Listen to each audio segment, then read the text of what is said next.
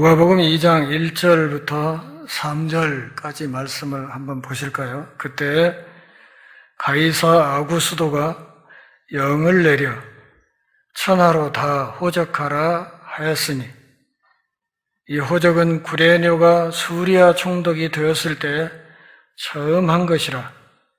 모든 사람이 호적하라 각각 고향으로 돌아가게 되었다.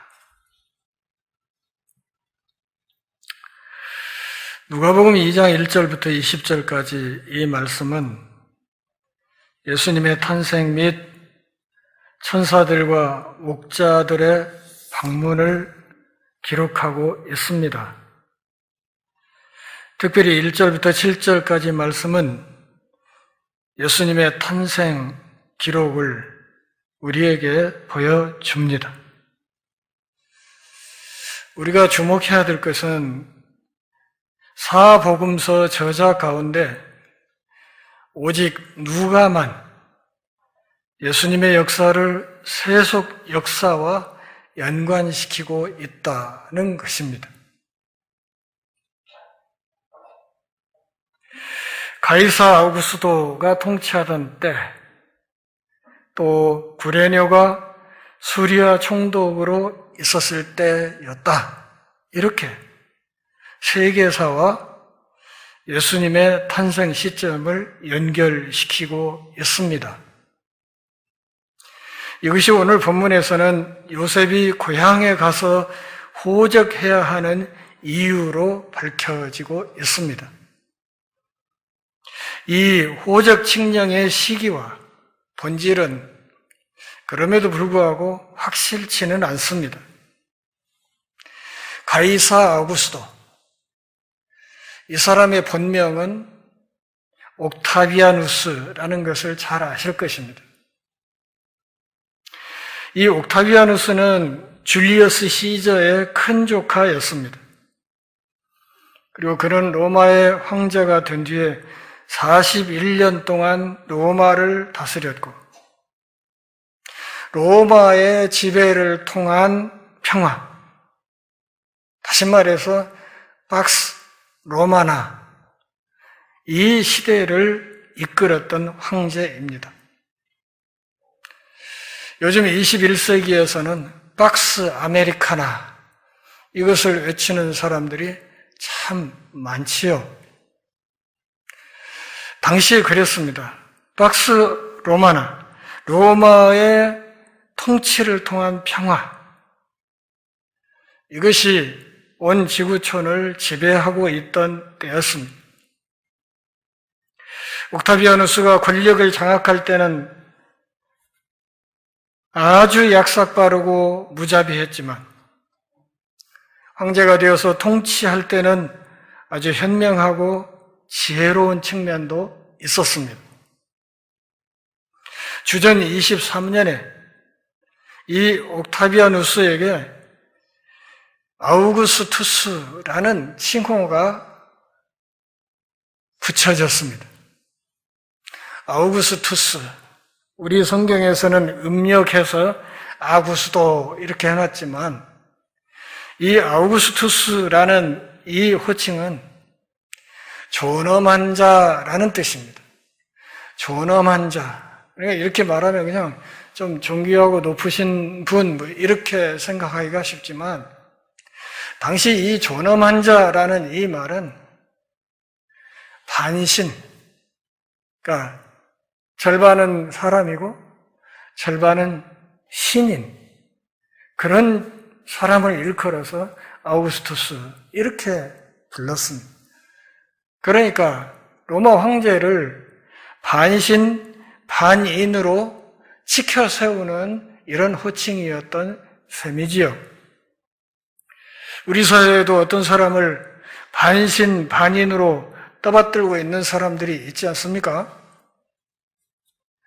그래서 이 로마 황제를 적어도 절반은 신이라는 칭호를 붙여서 부르기 시작했습니다. 이것이 요한계시록에서도 끊임없이 이야기가 되는 황제 숭배의 시작이었습니다.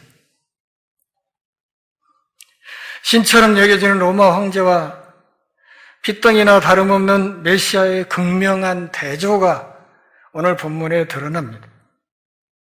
옥타비아누스는 황제로 치리하다가 주 14년에 죽었고 그의 의붓아들인 티베리우스, 우리 성경에는 디베리오로 표현이 되어 있지요.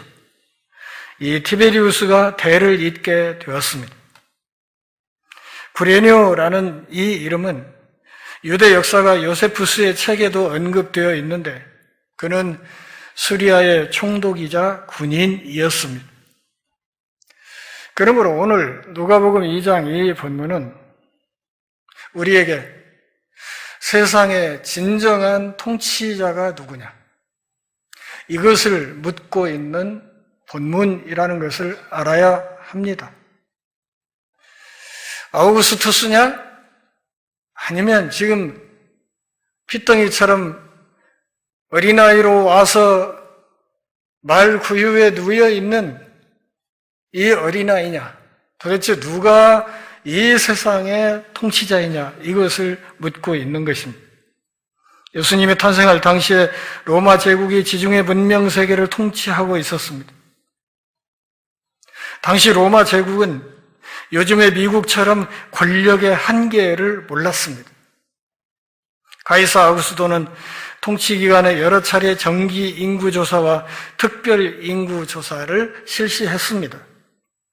인구조사의 목적은 징병과 과세를 위해 정확한 인구 통계를 확보하려는 것이었습니다. 그러나 유대인들은 징병의 의무가 없었지만 그러나 세금 징수를 위해서 호정령에 따라야 했습니다. 로마 황제의 칙령은 하나님의 완벽한 때 자신의 아들을 세상에 보내려는 하나님의 완벽한 계획에 따라 발효되었습니다. 하나님의 세상을 다스리십니다. 제가 내년 대선을 크게 염려하지 않는 이유는 바로 이 사실을 확실하게 믿기 때문입니다. 그래서 조용히 기도만 하고 있습니다. 요셉이 신념을 거슬러서 할 수 있는 일은 없었기 때문에 로마 황제의 명령에 따라서 먼 여행길에 오르게 되었습니다. 요셉은 시족이 살고 있는 베들레헴으로 가려 했던 것 같습니다. 동행한 약혼녀는 해산이 임박한 임산부였습니다.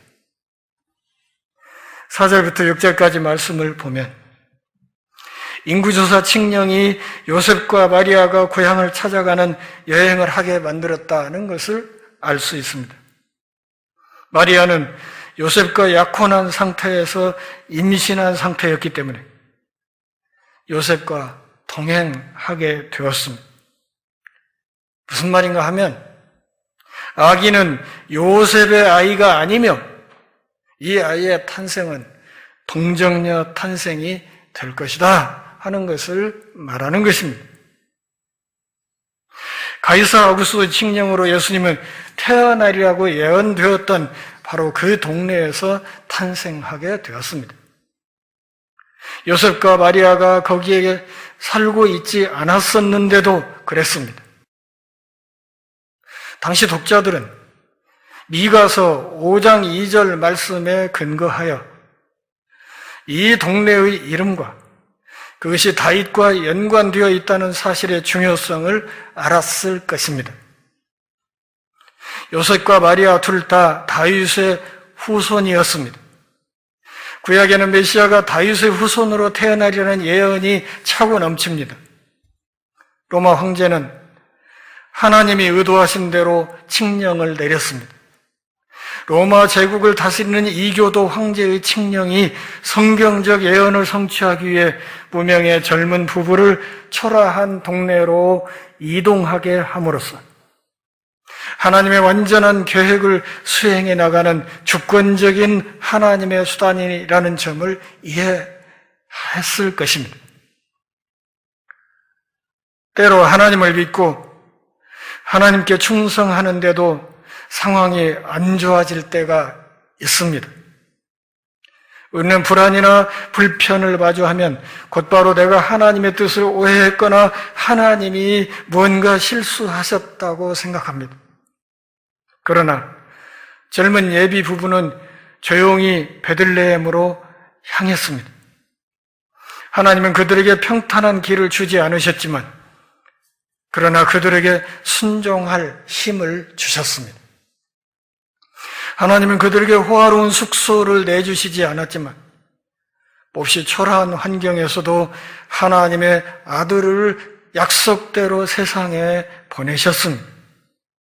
우리가 하나님의 뜻을 행할 때 위로나 편안한 삶을 보장받지 못합니다. 그러나 모든 것, 불안과 불편까지도 하나님의 계획에서 의미 있으리라는 약속을 오늘 본문을 통해 받습니다. 하나님은 당신이 인도하시고 당신의 모든 필요를 채울 것입니다. 지금껏 그래왔고 지금도 그러하며 앞으로도 그럴 것입니다. 이것을 믿습니까? 요셉과 마리아처럼 하나님의 모든 것을 주관하심을 믿고 하루하루를 믿음으로 살아가야 할 이유가 바로 여기에 있는 것입니다. 7절을 같이 읽어보실까요? 첫 아들을 낳아 강보로 싸서 구유에 뉘었으니 이는 여관에 있을 곳이 없음이러라. 놀랄 만큼 신중하고 단순하게 누가는 예수 그리스도의 탄생을 묘사하고 있습니다. 첫 아들을 낳아서 강보에 쌌다. 강보에 싸는 것은 신생아를 보호하기 위한 정상적인 절차입니다. 강보는 아기를 따뜻하게 감싸 아기에게 안정감을 주는 것입니다. 본문의 여관은 오늘날 것 같은 모텔, 호텔 이런 개념이 아니라 개인 집에 딸린 객실로 번역하는 것이 더 낫습니다. 다시 말하면 사랑채 정도로 이해하면 되겠습니다. 요셉과 마리아가 묵으려고 했던 친척집은 이미 사람들로 가득 차서 그 집에 딸린 축사, 오늘날로 말하면 자동차 차고라고 생각할 수 있겠지요. 그 축사나 근처에 가축을 기르는 동굴에서 조용히 은신하려 했을 것입니다. 요지는 우주의 왕이신 메시아가 자동차 차고에서 태어났다. 유대인들은 강보가 아기의 내장기관을 보호한다고 믿었습니다. 갓난아이들을 옷으로 싸면 어린애의 팔다리가 강해지고 힘이 좋아진다고 생각했습니다. 마구간은 흔히 동굴이었고 동굴의 벽을 파내어 만든 여물통이 딸려 있었습니다. 오늘날 성탄절에 유행하는 성탄절 카드의 밝은 분위기와는 달리 당시 이 마구간 주위는 참으로 우중충하고 더러웠습니다. 구유에 뉘었다 하는 말은 우리들의 기대에 완전히 반하고 겉보기에 참으로 어처구니 없는 일입니다. 한번 생각해 보세요. 어떤 여자가 자식을 낳아가지고 그걸 강보에 싸서 짐승 여물통에다 갖다 뉘을 수가 있느냐, 그런 말 이해되십니까? 누가는 그 이유를 여관에 있을 곳이 없어서라 이렇게 말하고 있습니다. 그러나 이 말이 그 이유를 설명하고는 있지만 그래도 그 귀한 자식을 여물통에 누인 이유에 대한 충분한 설명은 될 수 없습니다. 다만 우리에게 참고가 되는 것은 12절에 있는 표적이라는 말입니다. 목자들에게 너희가 가서 우주의 왕을 보게 될 것인데 그 표적이 뭐냐? 아이를 싸서 강보에 싸서 구유에 뉘어놓았을 것이다. 그 표적이다. 이렇게 이야기를 한 것으로 보아서 어쩌면 성경에 기록은 되어 있지 않지만 요셉과 마리아에게 하나님이 그렇게 하도록 지시하지 않았을까? 그냥 저의 짐작입니다. 그랬기에 이 아이를 싸서 여물통에 뉘었을 것이다. 그렇게 이해할 수 있습니다. 한마디로 이 상황은 극도로 비천하고 낮은 상황, 아울러서 전적으로 겸손한 상황을 나타냅니다. 하나님이 하라면 하라는 대로 그대로 순종하는, 강보에 싸서 구유에 뉘어라 하면 그대로 순종하는, 이것은 메시아를 기다렸던 사람들이 기대했던 바와는 아주 다른 것입니다. 유대인들은 약속된 메시아가 왕궁에서 태어나리라고 생각했습니다. 다윗이 왕이었기 때문에 다윗의 후손으로 오실 메시아는 당연히 왕궁에서 출생해야 된다고 생각했을 것입니다. 그러니 우리의 예상으로 하나님의 일을 함부로 제한하면 안 됩니다. 우리의 죄로 인해 캄캄하고 더럽고 또한 마스크 때문에 숨 막히는 세상에서 당신이 필요한 곳이면 어디서든 일하시는 분이 하나님이시라는 것을 알아야 합니다. 참 놀라운 방식으로 메시아께서 우리에게 오셨습니다. 놀라운 방식으로 오신 그 메시아는 참으로 놀라운 일을 행하실 것입니다. 참으로 놀라운 일을 많이 행하셨고 앞으로 다시 오셔서 더 놀라운 일을 행하시게 될 것입니다. 우리가 확인한 예수님의 첫 모습은 강보에 싸서 구유에 누워 있는 아기입니다. 이 모습은 성탄절에 대단히 중요한 주제이지요. 그러나 여기서 그치면 안 됩니다. 이 작고 연약한 아기는 놀라운 삶을 살고 온 인류를 대신해서 죽었으며 하늘로 올라갔고 우주의 왕으로 다시 오실 것입니다. 로마 황제가 아니라, 미국 대통령이 아니라, 대한민국의 대통령이 아니라 예수 그리스도께서 다스리시며 모든 사람을 당신에 관한 그들의 선택에 따라 심판하실 것입니다. 그러기에 오늘 우리는 이 본문을 보면서 이렇게 물어야 합니다. 구유에 누인 아기는 나에게 누구인가? 이게 중요합니다. 이 아기가 나의 왕이고 나의 주인인가? 그렇다면 우리의 삶에서 날마다 그분이 성장하시게 해야 합니다. 8절부터 14절까지 말씀은 천사들이 목자들을 방문한 이야기, 천사들이 목자들에게 예수님의 탄생을 알리는 놀라운 선언입니다. 기대와 다른 출생이라는 주제와 발맞추어서 이 탄생의 좋은 소식을 맨 처음 들은 사람들이 목자들이었다는 것 역시 사람들의 기대와는 다릅니다. 실제로 목자들은 이런 좋은 소식을 들을 가능성이 가장 낮은 사람들이었습니다. 다윗의 후손으로 오신 분이 만약 왕궁에서 출생했다면 목자들은 이 소식을 가장 늦게 들었어야 해야 될 그런 사람들이었다, 그런 말이죠. 이들은 성전에서 속죄 제물로 쓰일 양을 공급하는 목자였을 것입니다. 천사들은 세상 죄를 영원히 해결할 하나님의 어린 양을 보러 오라며 목자들을 초대합니다. 요한복음 1장 36절 말씀이 그것을 증거하고 있지요. 보라, 하나님의 어린 양이로다. 너희들 양 치고 있지?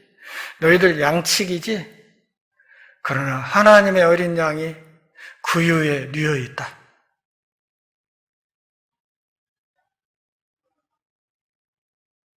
어떤 정신 나간 사람이 가난한 사람들은 자유를 모른다고 헛소리를 한 적이 있습니다. 정말 그렇습니까? 오늘 성경 본문을 보면 정말 가난하고 초라한 사람들이 우주 최고의 기쁜 소식을 제일 먼저 들었다는 사실을 알아야 합니다. 당시 목자들은 평판이 좋지 않고 부중한 사람들로 간주되었습니다.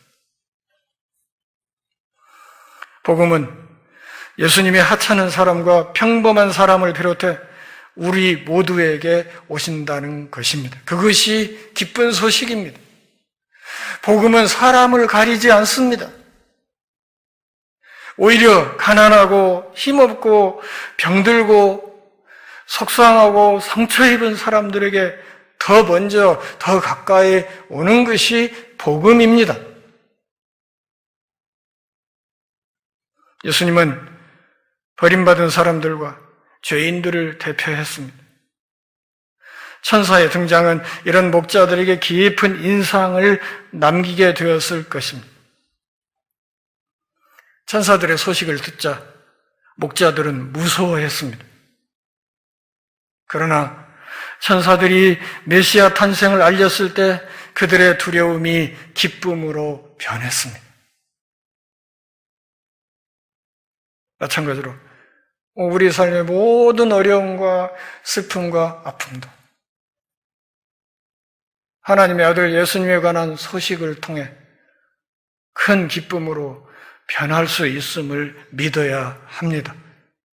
오늘 다윗의 동네에 너희를 위하여 구주가 나셨으니 곧 그리스도 주시니라. 오늘 다윗의 동네에 구주가 나셨다 이렇게 해도 될 것인데 천사들은 굳이 거기에 너희를 위하여 라는 말을 집어넣었습니다. 오늘 다윗의 동네에 너희를 위하여 구주가 나셨으니 곧 그리스도 주시니라. 11절 말씀이죠. 이 11절에 세 가지 칭호가 등장했습니다.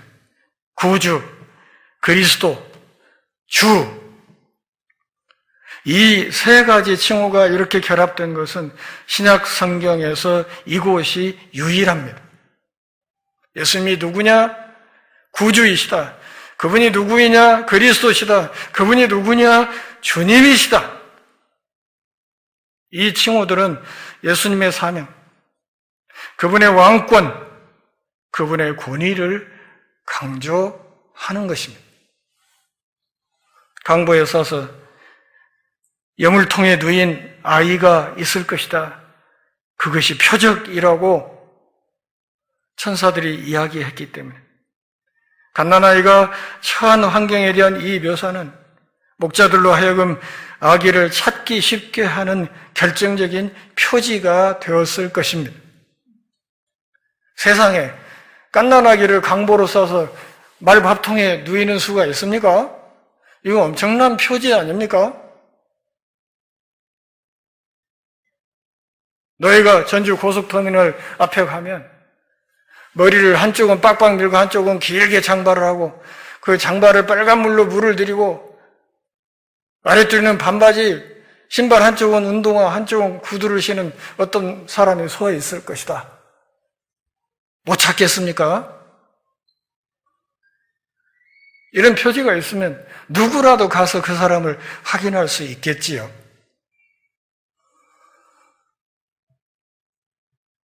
천군의 노래 13, 14절에 있는 이 찬양은 아이의 위치를 찾아내는 일을 긴급하게 만들었을 것입니다.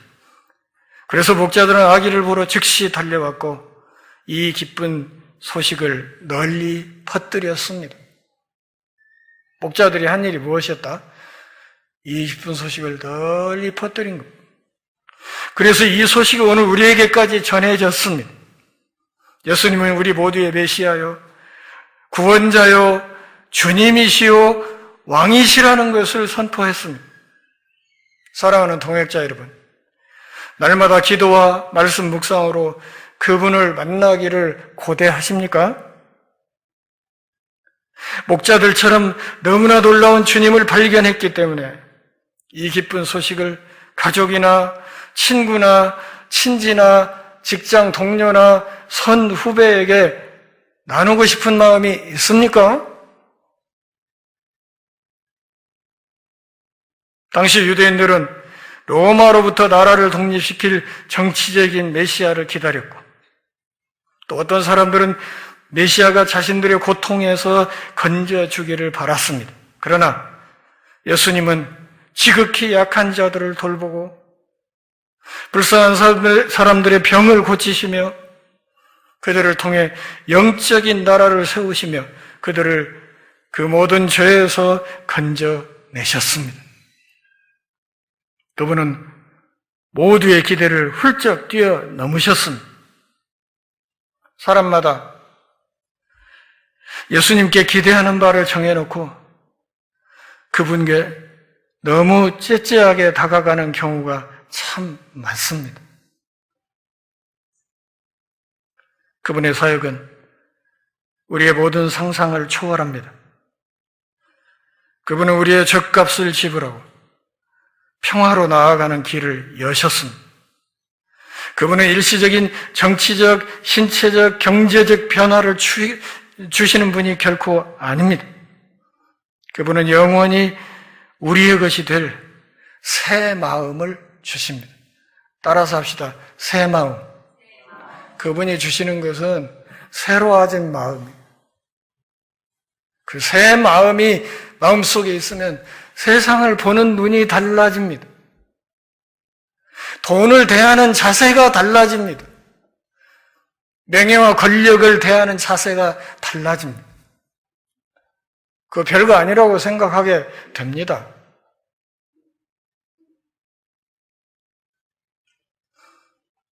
예수님의 마음이 겸손하여서 당신을 기쁨으로 받아들이는 누구에게나 오십니다. 내가 누구이며 무엇을 하든 예수님을 내 삶에 모실 수 있습니다. 다른 자격 요건, 요즘 흔히 쓰는 말로 다른 스펙은 필요가 없습니다.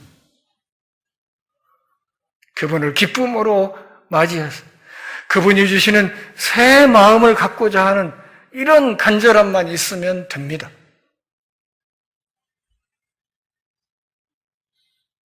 그분은 우리 모두를 있는 그대로 받아주십니다.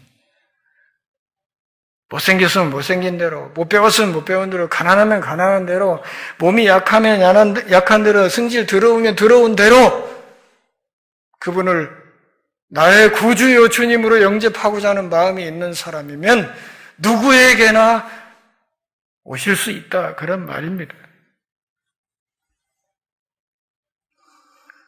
우리의 남은 날 동안 오늘 본문 끝에 있는 천사들의 이 귀한 합창이 우리 마음속에 영원히 울려나기를 바랍니다. 저는 아까 우리 딸이 부른 그 찬양을 바로 이 천사들의 찬양이라고 생각했습니다. 말씀을 맺습니다.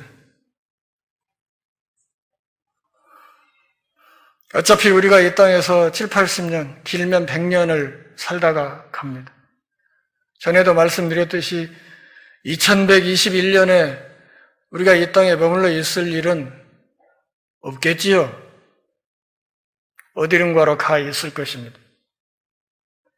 그러기에 우리의 남은 날 동안 우리가 끊임없이 물어야 될 것이 있습니다. 나의 삶을, 이 나라를, 이 세상을 누가 다스리는가? 누가 다스려야 내 마음에, 내 삶의 지경에 참된 평화가 오는가? 박스 로마나인가? 박스 크리스토투스인가?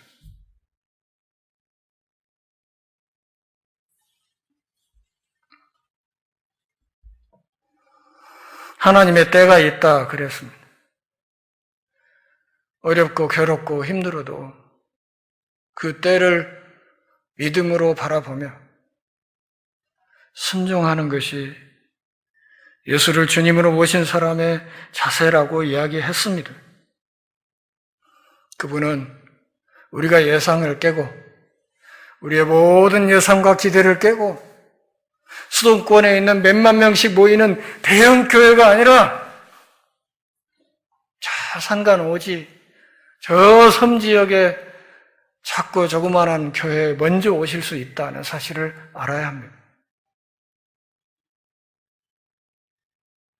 그렇다면 그분을 만나려면 우리 역시 높은 곳이 아니라 낮은 곳을 끊임없이 바라보고 그곳에 주님의 손길을 기다리는 사람을 향해 가야 합니다. 마지막으로 이 아기 예수는 도대체 나에게 누구인가? 그냥 성탄절 이벤트에 그냥 등장하는 단역 배우인가? 아니면 나의 구주이시고 주님이신가? 이것을 깊이 생각하고 주님이 내 안에서 세월이 더할수록 끊임없이 성장해 가도록 사도 바울의 고백처럼 내 겉사람은 날로 쪼그라들지만 내 속사람은 날로 새롭다. 이런 고백이 자연스럽게 나올 수 있도록 성숙한 믿음의 사람으로 사랑하는 동역자들의 손을 잡고 새하늘 새 땅을 향해 힘차게 행진해 갈 수 있기를 바랍니다. 기도하겠습니다. 하나님 아버지, 오늘 또 우리가 경배하며 주의 말씀을 듣습니다. 그저 성탄절을 1년에 한 번 있는 연례 행사로 여기는 세태를 바라보며 마음이 아픕니다. 우리 주님의 오신 거룩한 뜻을 밝히 묵상하고 주님의 오신 뜻을 이루는 일에 우리의 남은 삶을 다 바치게 하옵소서. 예수님의 이름으로 기도합니다. 아멘.